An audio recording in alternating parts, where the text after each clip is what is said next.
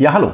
Heute möchte ich euch die Avery Powerstation P210 vorstellen und wir schauen uns einfach an, was eine Powerstation überhaupt ist, welche Funktionalitäten die Powerstation hat und wir gucken uns natürlich an, wofür man das Ganze gebrauchen kann und im Spezifischen natürlich die P210. Und wenn ihr interessiert seid, dann bleibt einfach dran nach dem Intro, da machen wir weiter.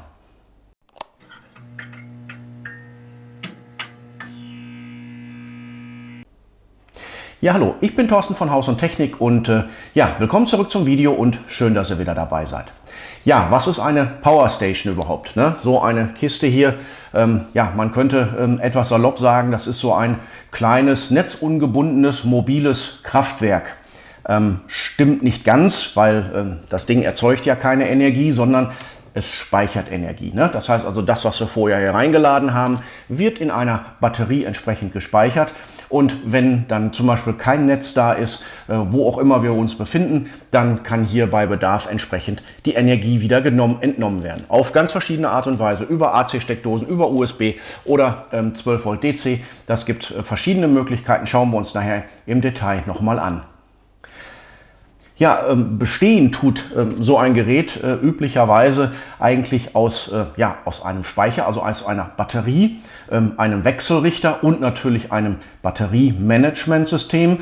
Und damit kann man hieraus natürlich, nachdem alles geladen ist, die Energie auch entsprechend wieder entnehmen, so wie ich das gerade schon mal sagte, über AC-Steckdosen, über USB oder entsprechend über DC. Ja, und aufgeladen werden können solche Powerstations üblicherweise einmal natürlich über das ganz normale Netz, also über AC, die können aufgeladen werden, aber auch über Solarpaneele oder aber sie können sogar über den Zigarettenanzünder im Kfz entsprechend aufgeladen werden. Ja, kommen wir zu den Anwendungsfällen. Also wofür braucht man ein solches Gerät überhaupt, beziehungsweise warum sollte man das sein eigen nennen? Naja, also da lässt sich zum Beispiel einfach festhalten, wenn wir mal einen Stromausfall haben sollten, ob der jetzt 5 Minuten oder vielleicht auch mal eine Stunde dauert, dann habe ich mit einem solchen Gerät natürlich die Möglichkeit, hier im Haushalt bestimmte Geräte einfach weiter zu betreiben. Das können medizinische Geräte sein, die notwendig sind. Das kann natürlich aber auch ein Kühlschrank, eine Kühltruhe sein.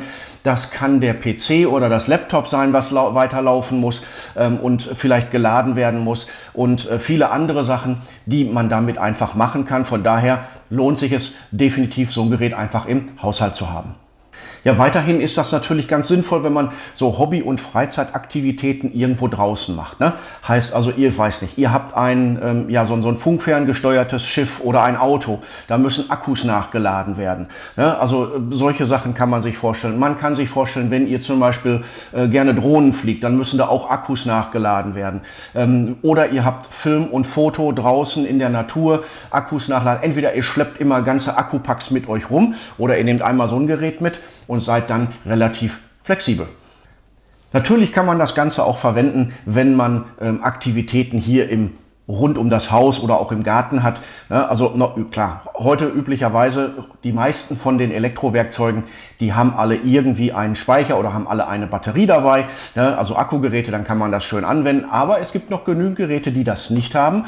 Und wenn man dann mal, weiß ich nicht, zu faul ist, die 50 Meter Kabeltrommel auszurollen, dann kann man das Gerät mitnehmen, stellt sich das hin, kann entsprechend arbeiten. Heißt also, rund um Haus und Garten kann man das sehr gut verwenden, auch wenn man mal eine Party macht, ne, und hat dann irgendwo vielleicht noch eine Stereoanlage oder ähnliches stehen, dann kann man das Ding schön unter den Tisch stellen und ist damit erstmal versorgt draußen.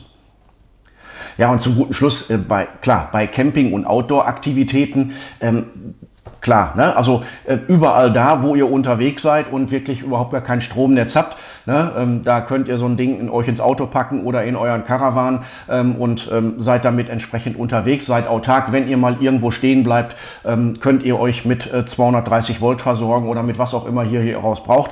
Das ist natürlich ganz klar. Es gibt noch viele weitere Möglichkeiten für Anwendungsgebiete hier für diese Geräte.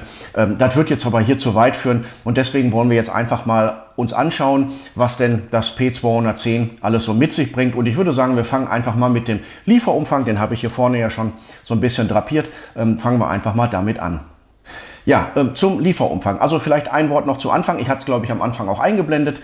Dieses Produkt ist mir von der Firma Avery zur Verfügung gestellt worden für das Review und dem komme ich hier natürlich ganz gerne nach und stelle euch das vor.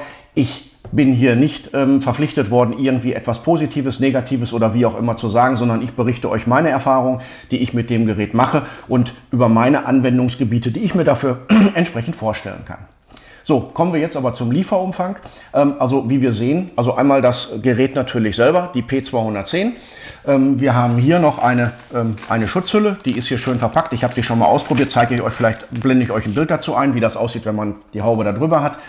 Wir haben hier so eine Zubehörtasche, die ist eigentlich ganz pfiffig, weil hier kann man nämlich die Kabel reintun. Ne? Also hier mitgeliefert wird natürlich ein Netzanschlusskabel und mitgeliefert wird hier auch ein sogenannter XT90 Adapter, der geht von XT90 auf MP4. Das heißt, den könnt ihr verwenden, wenn ihr zum Beispiel über Solarpaneele aufladen wollt. Dann kann man hier entsprechend die Solarpaneele anschließen.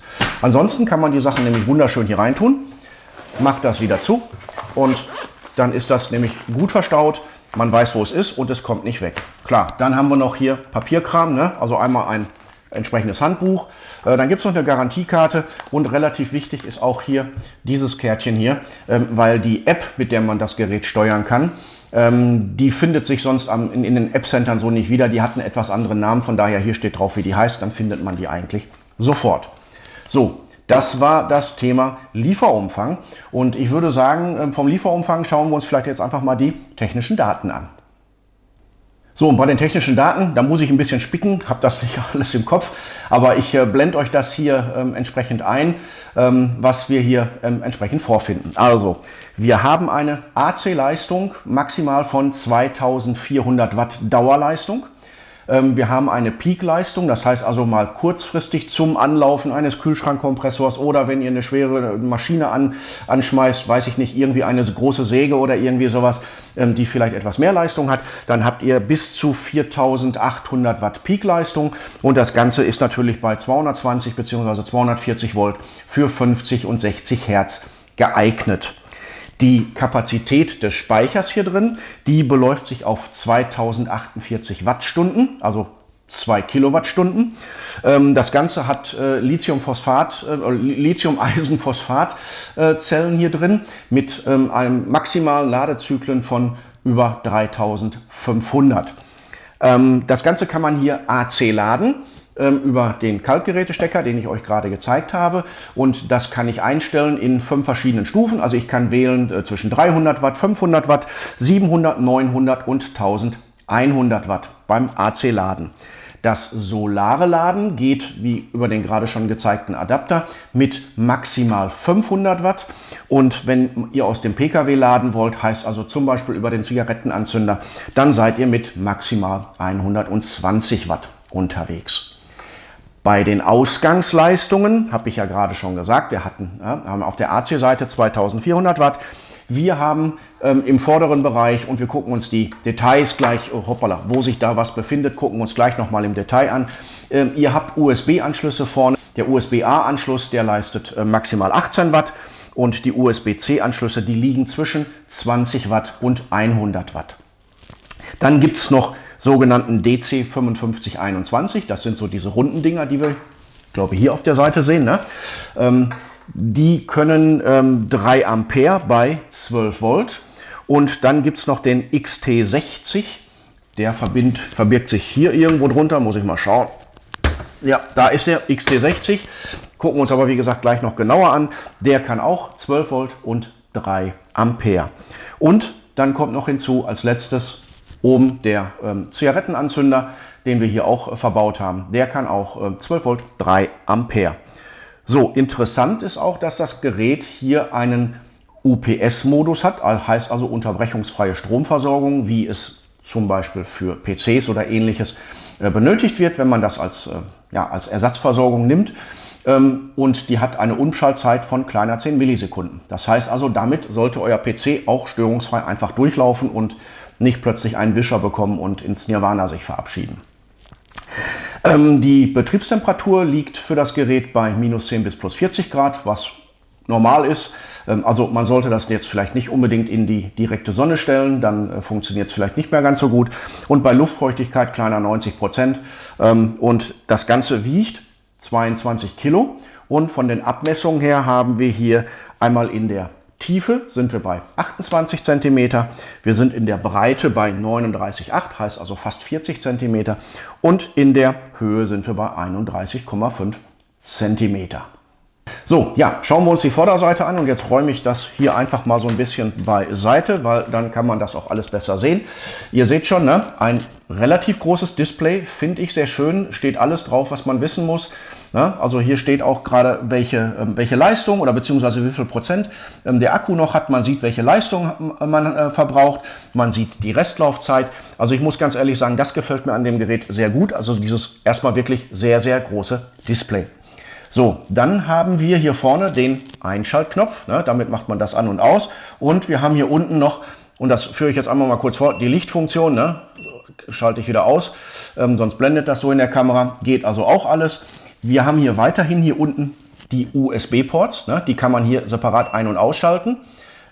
Jetzt sind die an, ne, zeigt er hier auch im Display und hier steht also, wir haben zweimal USB-A und wir haben 1, 2, 3, 4 mal USB-C mit unterschiedlichen Leistungsstufen, steht hier unten drunter, jeweils wie gesagt zwischen 20 und 100 Watt.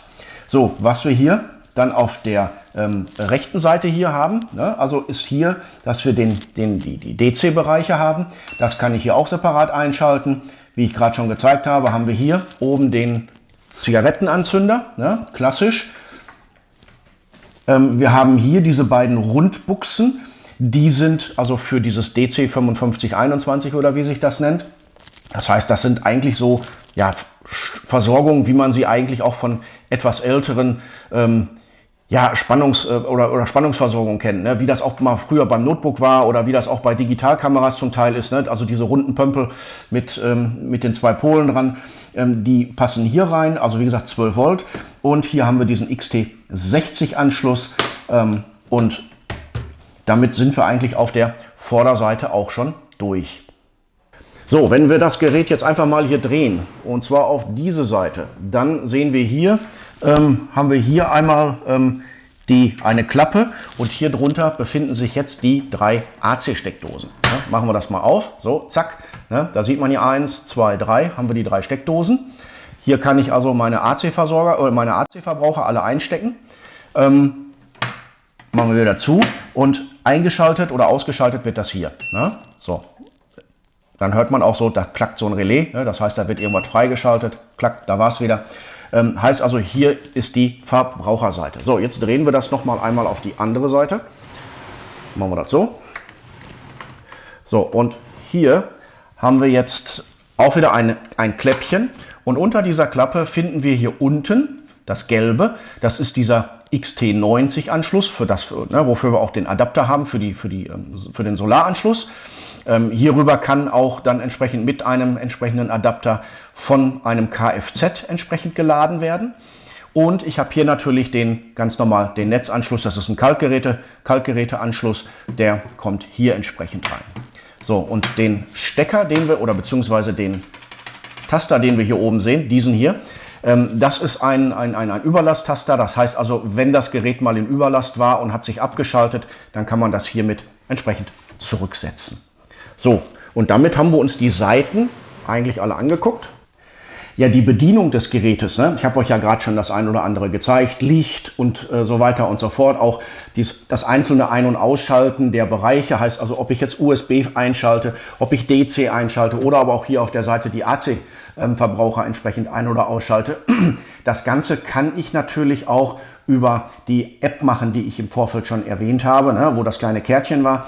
Das funktioniert, wie gesagt, hier am Gerät sowie auch in der App. Auch auch die Voreinstellung, wie viel Leistung ich eigentlich beim Laden hier entsprechend verwenden möchte. Ne? Die 5-stufige Ladebegrenzung, 300, 500, 700, 900 und 1100. Das kann ich alles auch entsprechend über die App einstellen. An der App gibt es da noch 2, 3 mehr Möglichkeiten, was man da machen kann. Also zum Beispiel ein zeitgesteuertes Laden oder aber auch eine Ladebegrenzung, dass sich also nicht bis 100% geladen wird. Ja, also solche Sachen kann man da alles einstellen. Ja, also die Verbindung der App hier zu dem Gerät funktioniert entweder über Bluetooth direkt oder aber über WLAN. Damit kann man hier die Verbindung zwischen der App und dem Gerät der Powerstation entsprechend einstellen. Ja, also die Die Anzahl der Anschlüsse und auch die Variationen, heißt also USB, AC-seitig oder auch DC-seitig, ist für normale Anwendungen also wirklich ausreichend. Ne? Wenn man sich hier alleine anguckt, ich habe hier, weiß ich nicht, 7 USB-Anschlüsse. Also wenn das nicht reicht, um gleichzeitig zu laden, dann weiß ich auch nicht, was man alles so machen kann. 3 AC-Anschlüsse sind auch, denke ich, völlig okay. Und wie gesagt, hier für den Kfz- oder Campingbereich auf der DC-Seite, ich denke, das sollte völlig ausreichen. Ja, und auch von der Leistung und von der Kapazität her, also wie gesagt mit 2400 Watt und 2048 Kilowatt, also das wäre natürlich ein Hammer, Wattstunden Kapazität, kann man hier also mit dem Gerät durchaus auch schon mal leistungshungrigere Geräte, also mehr als nur ein paar Minuten betreiben. Das ist völlig okay, also das ist schon ein Kraftpaket. Ich habe da beispielshaft einfach mal unsere Kaffeemaschine angeschlossen. Blende ich euch ein kurzes Video zu ein. Da kann man wunderbar sehen, wie die Leistung entsprechend sich darstellt und auch wie sich das dann Ganze auf die Akkulaufzeit entsprechend verändert, wenn da die Leistung variiert. Also von daher auch eine Kaffeemaschine hat das Gerät keine Angst vor.